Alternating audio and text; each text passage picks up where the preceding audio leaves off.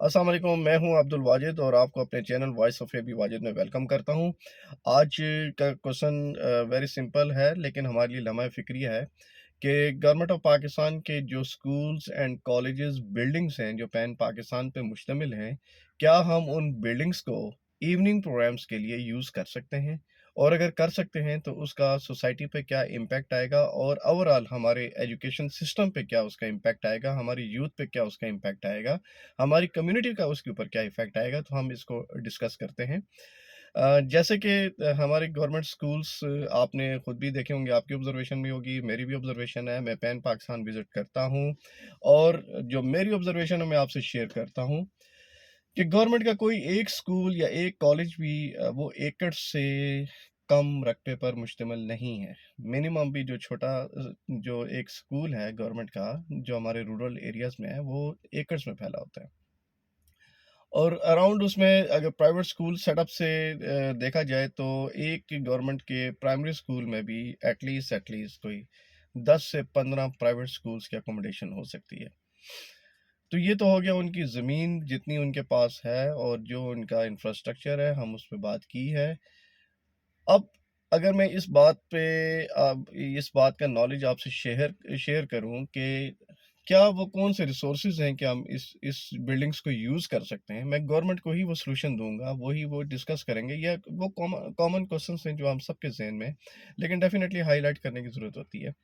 देखिए गवर्नमेंट अगर आज एक मैं कहता हूँ कैंपेन रन करे, एक कम्युनिटी कैंपेन रन करे, जिसमें वो अनाउंसमेंट करे और वेलकम करे पार्टनरशिप के लिए किसके साथ? एनजीओज़ के साथ, बिज़नेसमैन के साथ और साथ जो प्राइवेट एजुकेशन इंस्टीट्यूट्स हैं, उनके साथ पार्टनरशिप कैंपेन लॉन्च कर दें। आप यकीन मानें कि हमारे बहुत से लोग हैं पाकिस्तान में ऐसे जो कि ये चाहते हैं कि उनको कोई गाइडलाइन मिले और वो अपनी चैरिटी वहाँ पे पार्टिसिपेट कर सकें और ज़्यादातर उनमें वो लोग हैं जो चाहते हैं कि उनका नाम तक ना आए और वो चैरिटी कर सकें। अगर हम इवनिंग में पार्टनरशिप प्रोग्राम गवर्नमेंट लॉन्च करती है, तो उसका बेनिफिट अल्टीमेटली ये होगा कि आपकी एनजीओज़ इवनिंग प्रोग्राम उस बिल्डिंग को यूज़ करके वहाँ पे लॉन्च कर सकते हैं। आपके एजुकेशन सेक्टर में बहुत सारे काम हो सकते हैं।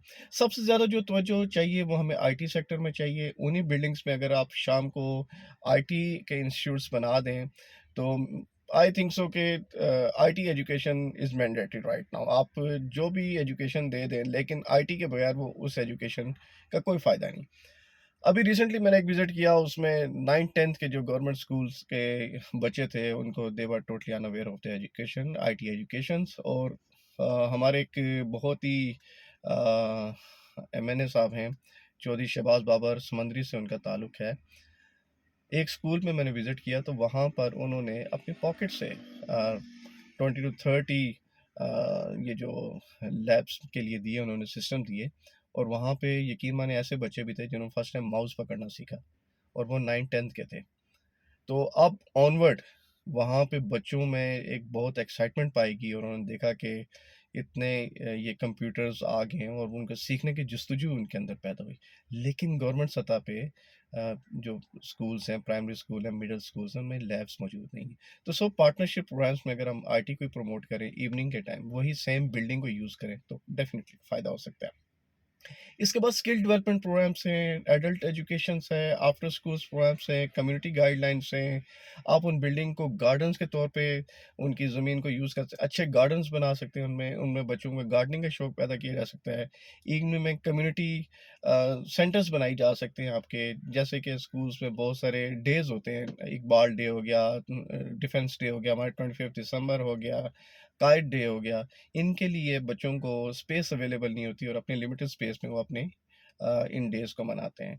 तो इवनिंग में इन बिल्डिंग्स को हम इस हिसाब से भी स्किल बच्चों को क्या कहते हैं पार्टिसिपेट करवा सकते हैं। अच्छा, स्किल डेवलपमेंट प्रोग्राम में आप ये देखें कि वोकेशनल ट्रेनिंग हो सकती है, स्किल डेवलपमेंट प्रोग्राम्स बनाए जा सकते हैं, कंप्यूटर लिटरेसी की जा सकती है।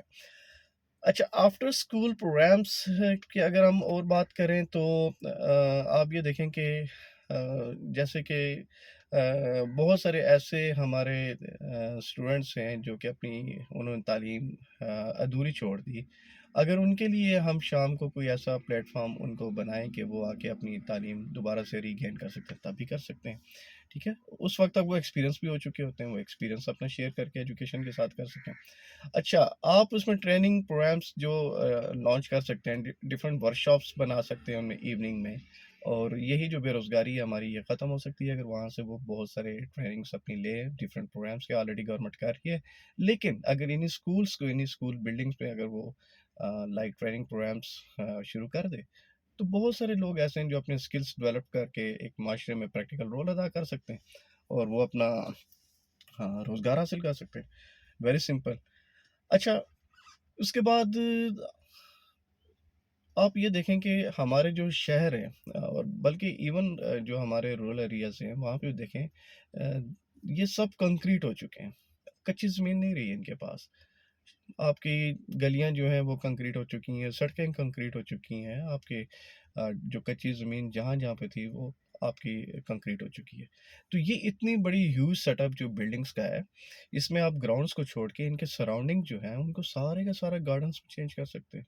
ताकि वहाँ के जो लोग हैं वो इवनिंग में वहाँ पे वॉक कर सकते हैं। एक अच्छा इम्पैक्ट सोसाइटी पे पड़ेगा, और बच्चों को आप प्रमोट कर सकते हैं कि यहाँ पे आप गार्डन्स लगाएँ, यहाँ पर आप अपने गार्डनिंग करें, बेहतरीन पौधे लगाएँ। एग्रीकल्चरल एक एक्टिविटी वो भी आप डेवलप कर सकते हैं। तो ये जो जैसे कल्चरल इवेंट्स होते हैं पंजाब साइड में, सिंध में, जैसे हम एक सेम डे में देखते हैं कि वो डिफरेंट वो आ रहे होते हैं गाड़ियों पे, और उनके वो सेटअप्स लगे होते हैं, अपने अपने प्रोविंस को रिप्रेजेंट कर सकते हैं। इन्हीं जो ग्राउंड्स को, स्कूल्स के ग्राउंड को हम इन कल्चरल इवेंट्स में कर सकते हैं। पूरे पाकिस्तान में हर एक सिटीज़ के अपने अपने कल्चरल्स उनके डेज आते हैं, वो आप इनकी बिल्डिंग्स में आप कर सकते हैं। तब ह्यूज ग्राउंड है, वहाँ पे आप कल्चरल इवेंट्स कर सकते हैं। तो कहने का मतलब ये है कि गवर्नमेंट को मैं ये इसलिए एड्रेस कर रहा हूँ, ये कोई नॉर्मल इश्यू नहीं है, और ये आपको जो सॉल्यूशन दे रहे हैं, कोई नॉर्मल सॉल्यूशंस भी नहीं है। आप वेरी स्मार्टली, जहाँ पे हम बहुत सारे प्रोग्राम्स लॉन्च करते हैं ना, कर्ज उतारो, मुल्क मुल्क संवारो, ग्रीन पाकिस्तान, इस तरीके से इस तरह की कैंपेन्स अगर आप कर दें ना, सबसे बड़ा कर्ज यही उतारेंगे आपको उनका, कि अगर आप क्या कहते हैं, इनको, इन बिल्डिंग्स को डबल शिफ्ट पे लगा दें, इनको इवनिंग में यूटिलाइज करें, रिसोर्सेज को यूटिलाइज करें। स्मार्ट वर्किंग इमरजेंसी इसी को कहते हैं, कि आप अब एग्जिस्टिंग जो आपके रिसोर्सेज होते हैं उनको दोबारा से यूटिलाइज करते हैं। तो आपकी इकोनॉमी का जो सर्कल है वो डबल हो जाएगा, आपकी एक्टिविटीज़ डबल हो जाएँगी। यही स्किल्ड वर्कर्स, यही बच्चे जब आईटी का नॉलेज लेके, यही स्किल्ड पर्सन जब माशरे में इंडक्ट होंगे, तो डेफ़िनेटली रोल अदा करेंगे। तो ये एक इम्पैक्ट था जो मैं अभी सोच रहा था कि ये सोसाइटी पे बड़ा पॉज़िटिवली आ सकता है। इस पे गवर्नमेंट ऑफ पाकिस्तान को सोचना चाहिए, और हम लोग अपने पैनल के थ्रू कोशिश करेंगे कि हम एक प्रॉपर गवर्नमेंट को प्रपोज़ल बना के दें, और जिसमें पूरे पाकिस्तान के स्कूल्स नेटवर्क, उनके नंबर्स, वॉल्यूम्स ऑलरेडी गवर्नमेंट के पास होते हैं, और अगर नंबर ऑफ़ स्टूडेंट्स जो इवनिंग में इस सजेशन से मुस्तफ़ीद हो सकेंगे, उनके कॉस्ट वर्सेस बेनिफिट एनालिसिस करके उनको अगर हम बता दें, तो हो सकता है अगर सीरियस नोट पे इन सजेशन को गवर्नमेंट टेकन करे, तो हमारे लिए, हमारी सोसाइटी में ये बहुत पॉजिटिव इम्पैक्ट आ सकता है।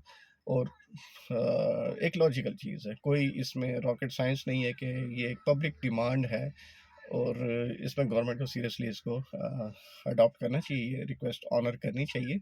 मैं आप लोगों से भी सजेस्ट करता हूँ, जो ये वीडियोस देख रहे हैं, कि आप भी अपनी सजेशन हमें दें, कि इस हिस्से में हम अपना पॉजिटिव रोल कैसे अदा कर सकते हैं, और आपकी हर यूज़फुल सजेशन हम ऑनर करेंगे। ठीक है? Thank you very much. आज के लिए इतना ही। इंशाल्लाह नेक्स्ट किसी टॉपिक पे आपसे दोबारा बात करेंगे। Thank you very much. अल्लाह हाफ़िज़।